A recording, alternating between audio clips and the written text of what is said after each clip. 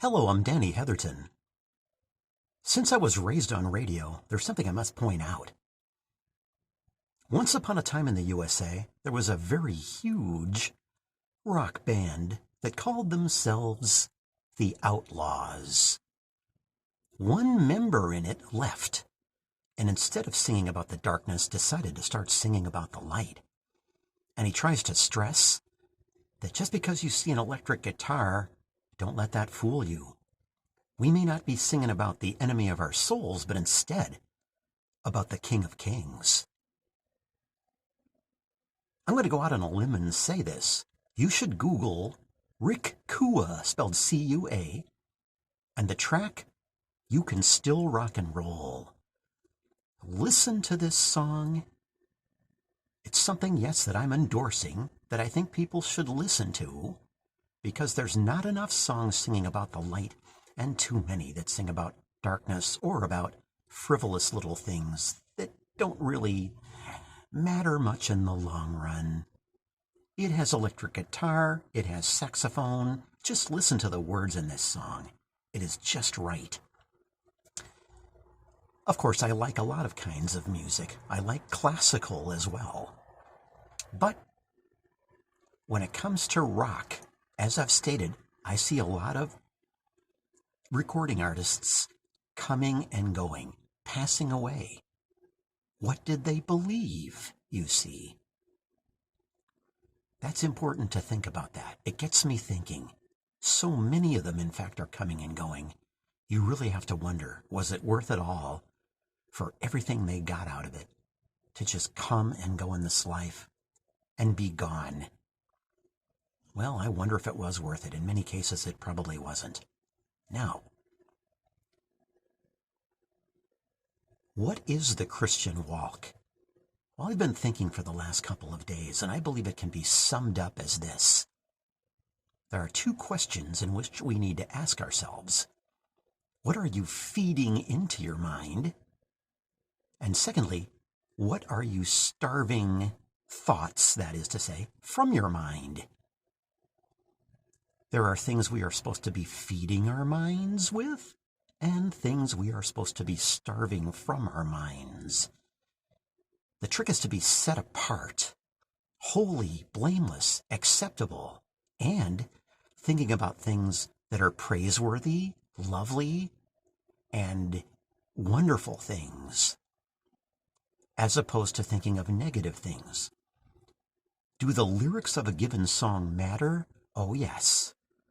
Yes, it matters what's in the words. What are they singing about? We must ask ourselves that question. That's why I had to point out this song and go out on a little bit of a limb doing it, to mention the name of the actual recording artist and the name of the actual song. Because you never even hear this song on the radio. This is the kind of music there should be more of.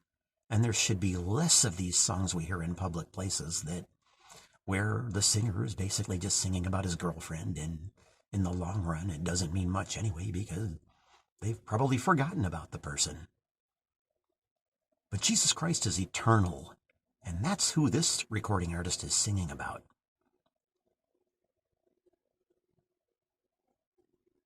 So, as we go from day to day, the trick is to have a closer walk with Jesus Christ. And what we're putting inside of our brains and what we're not letting be admitted into our brains matters. It's very important that we feed our brains with good, holy, righteous things and starve our brains from what the world is trying to feed us, you see. This is very important. We are to live holy, blameless, and acceptable before the great I Am.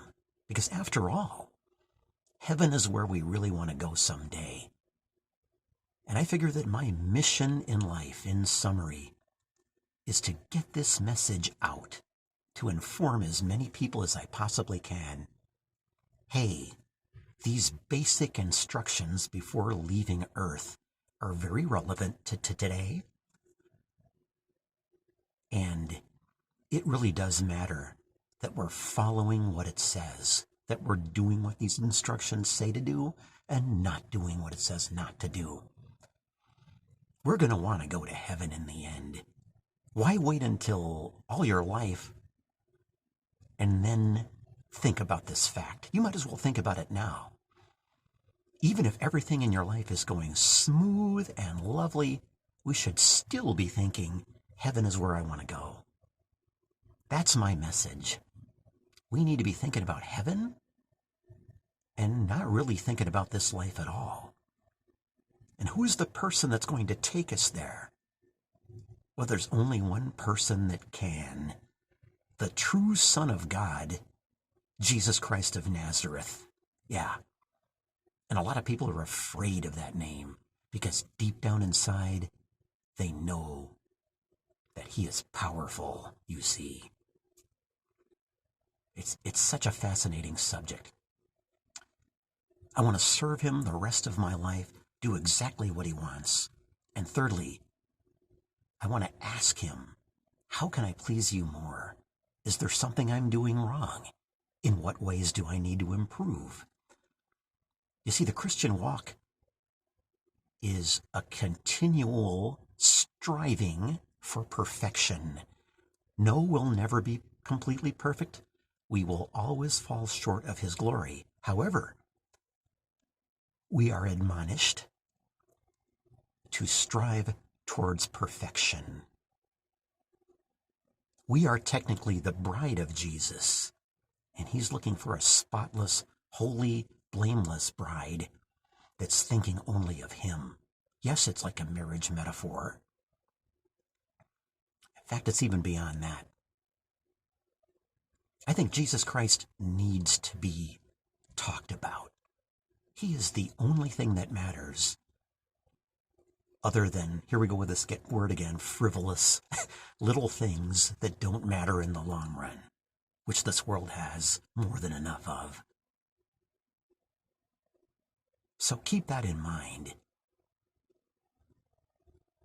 See you the next time. And until then, may God bless.